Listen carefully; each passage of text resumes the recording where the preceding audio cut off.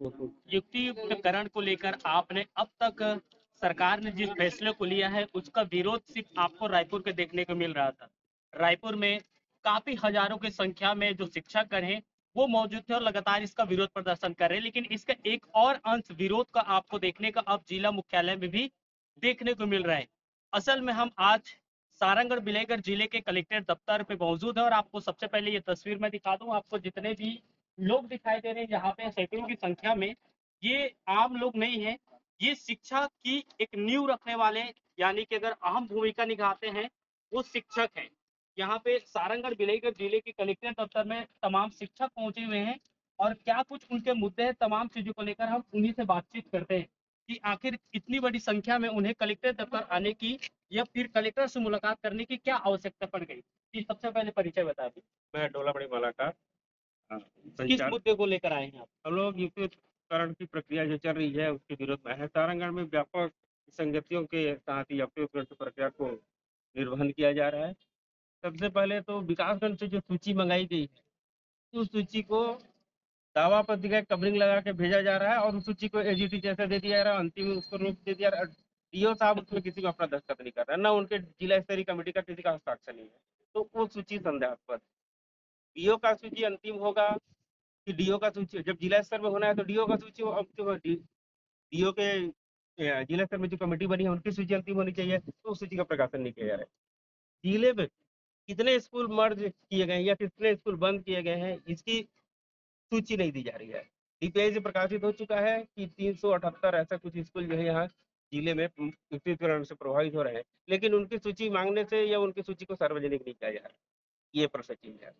दूसरे नंबर में बहुत सारे ऐसे शिक्षक हैं जो 10-15 साल से एक ही स्कूल में कार्यरत है, लेकिन उन्हीं के विषय के कोई दूसरा शिक्षक परीक्षा अधीन में है तो उसको रोक कर रखा जा रहा है और 10 साल पहले वाले शिक्षक को भगाया जा रहा है, जबकि उस परीक्षा अवधि में रहने वाला शिक्षक भी परीक्षा अवधि का 3 वर्ष का कार्यकाल पूरा कर चुका है, तो उसको पूरा होने के कारण उसको भगाया जाना चाहिए, उसको दूर किया जाना चाहिए, तो नहीं, पुराने शिक्षक को हटाया जा रहा है।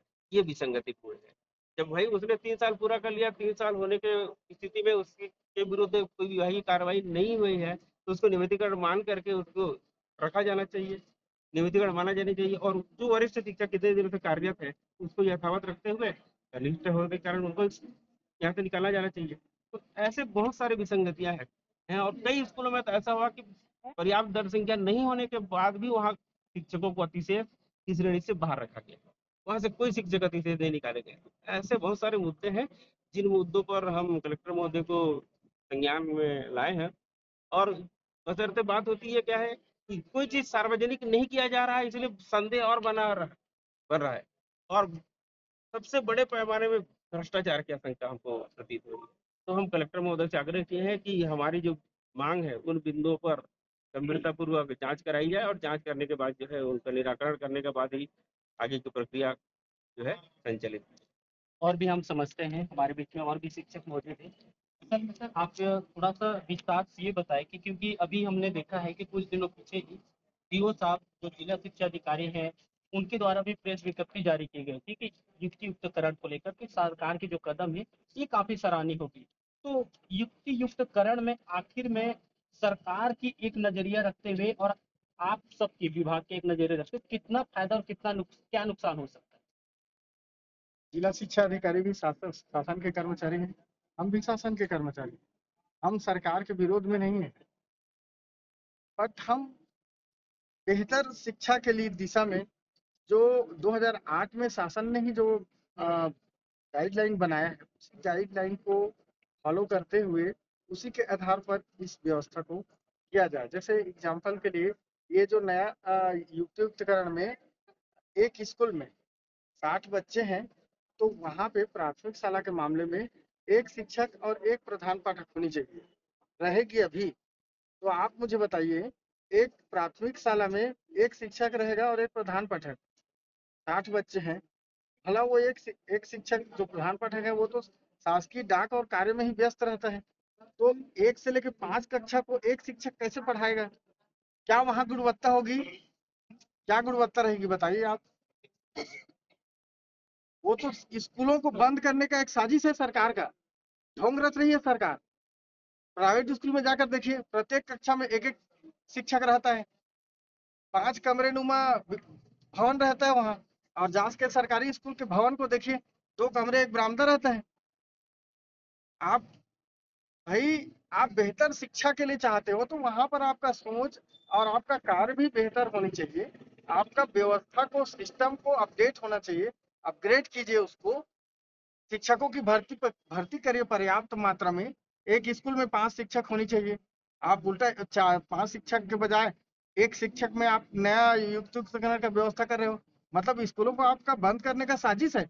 वहाँ स्कूल में पढ़ाई नहीं होगा तो पालक अपने बच्चे को वहाँ भर्ती कहाँ से करेगा? और भर्ती करके रखेगा, पढ़ाई नहीं होगा तो बच्चा को निकाल के दूसरे स्कूल में भर्ती करेगा। तो ये क्या व्यवस्था है सरकार की, बताइए।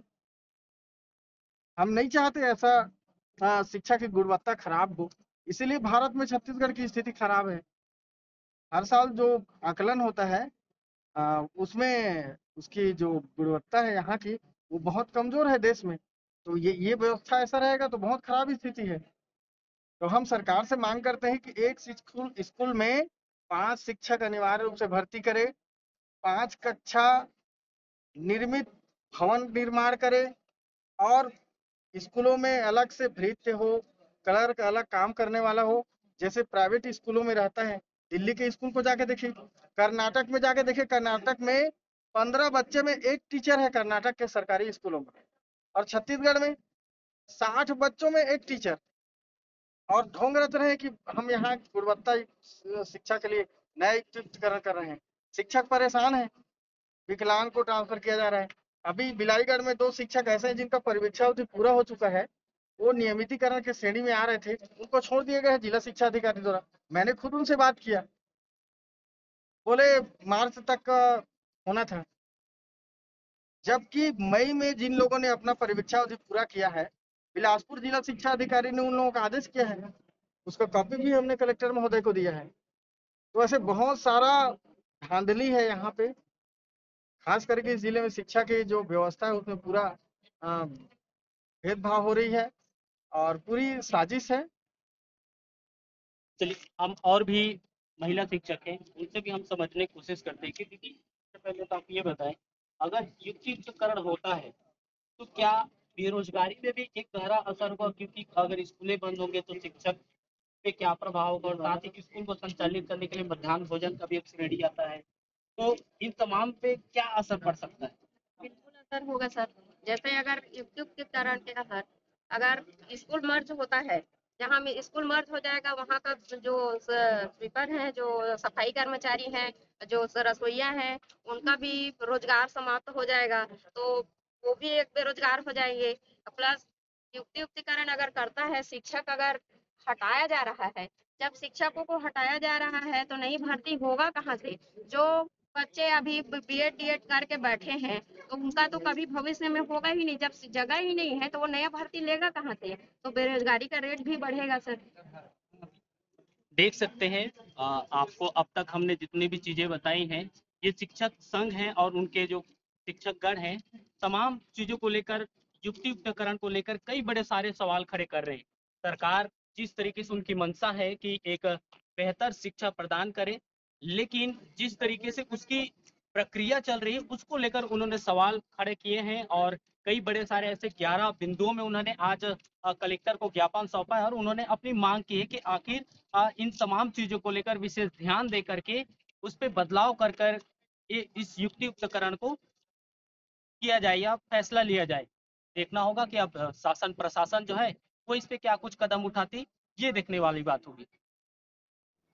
सर, आज शिक्षक साझा मंच ने कलेक्टर को ज्ञापन सौंपा है और उसमें उन्होंने 11 बिंदुओं में उन्होंने ज्ञापन दिया है, जिसमें एक बड़ा आरोप जिला शिक्षा अधिकारी पर लगाया कि जो युक्तियुक्तकरण है उसमें जो नियम के तहत में, प्रक्रिया के तहत में करना है, उस पर भेदभाव किया जाए। क्या कुछ कहेंगे इसमें? युक्तियुक्तिकरण शासन की बहुत महत्वपूर्ण योजना है और इसमें हर एक बिंदु क्लियर है। किसी को समझ नहीं आ रहा है, इस कारण से वो समझ रहे हैं कि किसी के साथ भेदभाव किया जा रहा है। ये बिल्कुल गलत बात है और पूरे प्रदेश में एक साथ सबके हित के लिए किया जा रहा है। सभी स्कूलों में शिक्षकों की समान व्यवस्था के लिए किया जा रहा है और नियम के अनुसार से ही हो रहा है। इसमें किसी को कहीं पर भी कोई शक सुबह नहीं करनी चाहिए।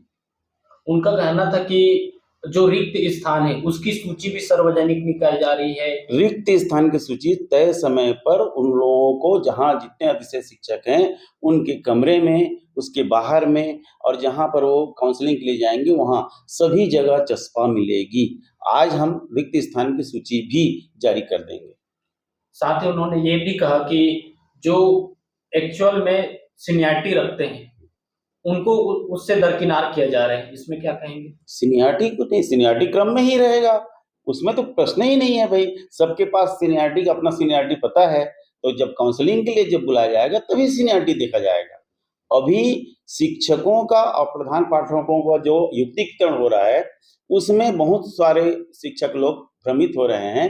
प्रधान पाठक अगर 2 स्कूल का मर्ज हो रहा है तो वहाँ पर वरिष्ठता देखनी है, जबकि शिक्षक जो मर्ज हो रहे हैं तो वहाँ पर केवल उस विद्यालय के पदभार दिनांक को देखा जा रहा है, इसीलिए लोग बाग उसमें भ्रमित हो रहे हैं। सर एक और अंतिम सवाल, क्या एक प्राइमरी स्कूल में वहाँ सिर्फ 2 टीचर, एक प्रधान पाठक और एक टीचर की बात कही जा रही है, क्या सिर्फ 2 टीचर से वो स्कूल संचालित किया जा सकता है, यह संभव है? आपका क्या कहना है इसमें? यहीं पर सभी शिक्षक भाई भ्रमित हो रहे हैं। हमारा जो थीम है वो 30 बच्चों पर एक शिक्षक के अनुसार से है, तो आप देखेंगे कि जितने 60 से कम दर्ज संख्या है उन्हीं स्कूलों में 200 होगा, अन्यथा 60 से जैसे ही ज़्यादा हुआ वहाँ 3 या 90 से ज़्यादा होगा तो 4, इस प्रकार से शिक्षक दिए जा रहे हैं। और वैसे भी बहुत सारे शिक्षक हमारे जो अतिशेष हो रहे थे उनको हमने अभी जितने अधिक दर संख्या है उन स्कूलों में मर्ज कर रहे हैं, तो क्या कहते हैं 2 शिक्षक वाले स्कूल बहुत कम बचे।